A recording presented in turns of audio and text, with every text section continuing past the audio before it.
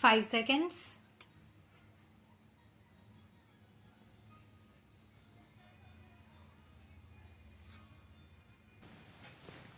Sir, planning is the vital instrument we have adopted to realize the social objectives enshrined in our Constitution.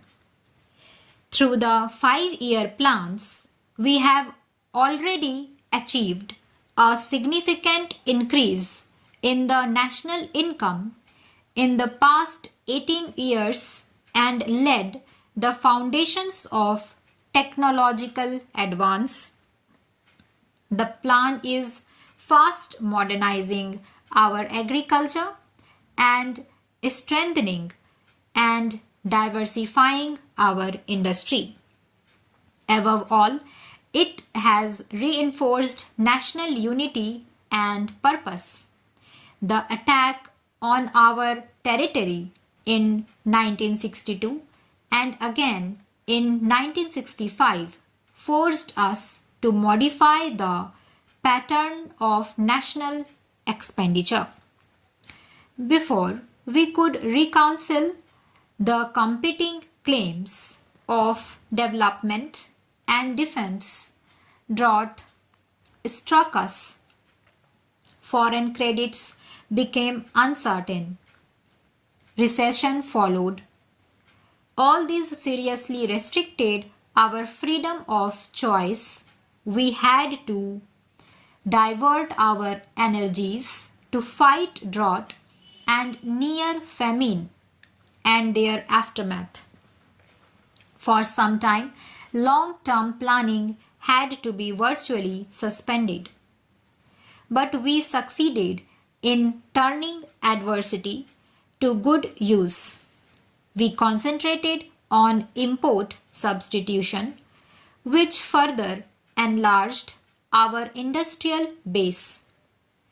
This, along with the need for more foreign exchange, put us on the path of a more fruitful export drive. We maintained our investment in development work, especially in intensive agriculture programs. A new period has now opened. There is a welcome upsurge in the economy, and the increases in agricultural production have brought us nearer to self-sufficiency in food grains.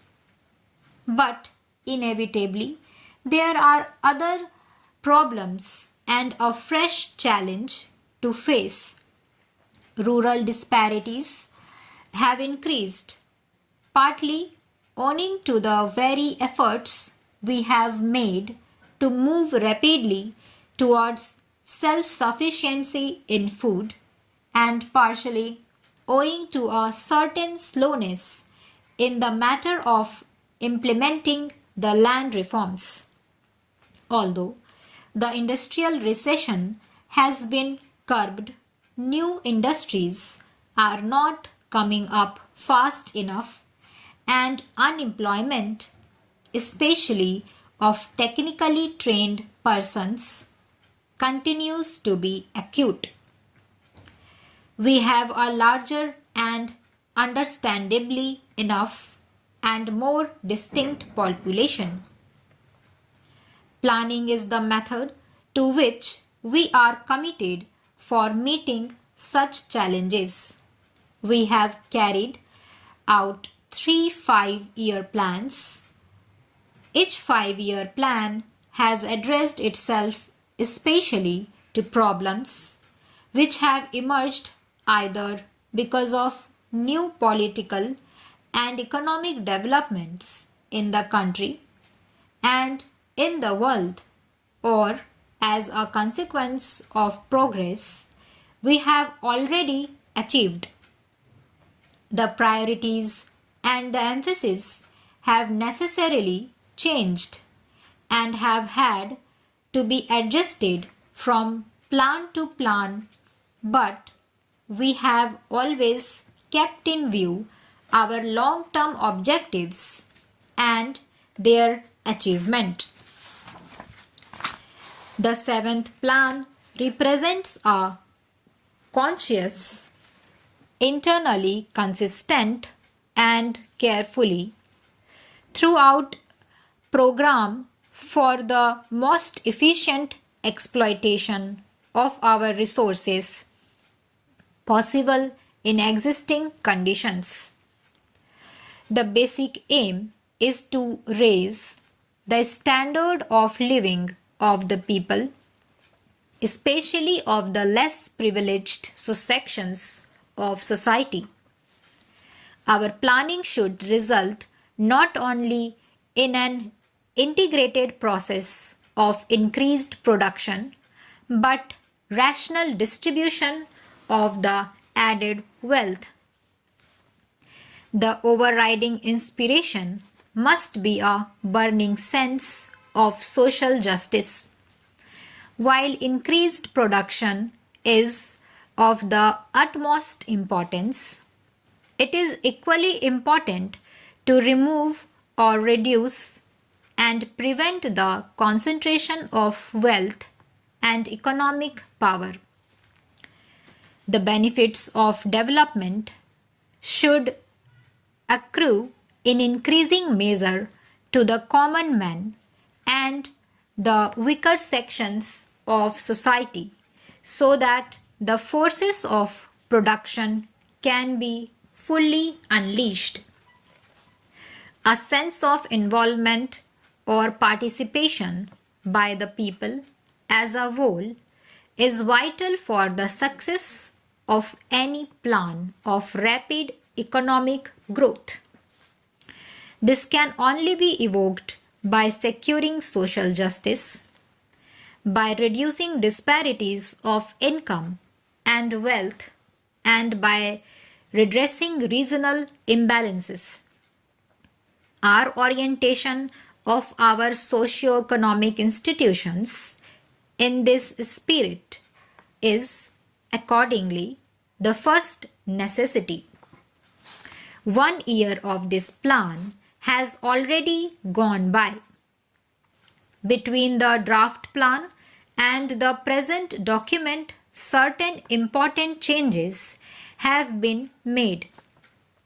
The projected investment in the public sector has been stepped up so as to enable us to undertake a larger and bolder agenda of work.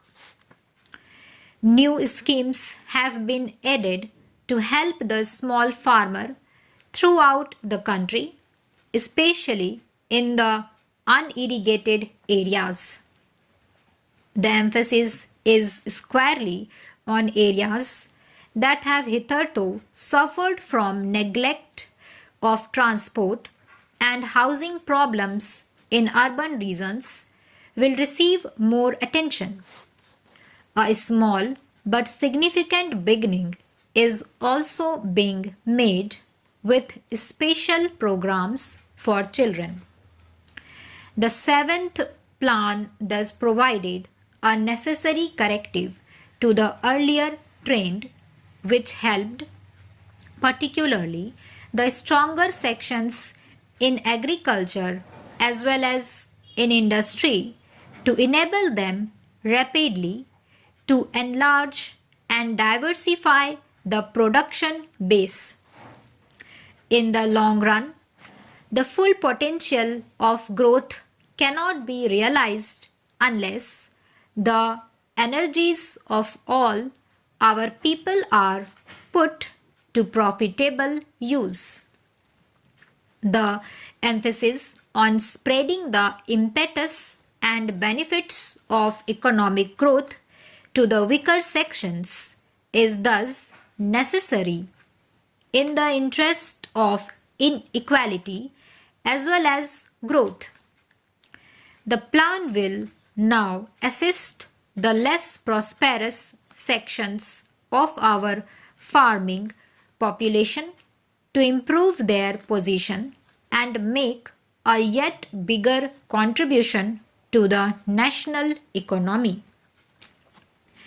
Greater industrial activity and The modernization of agriculture by adopting intensive methods of cultivation and irrigation would mean that a larger proportion of young men seeking jobs could find employment nearer home. Stop.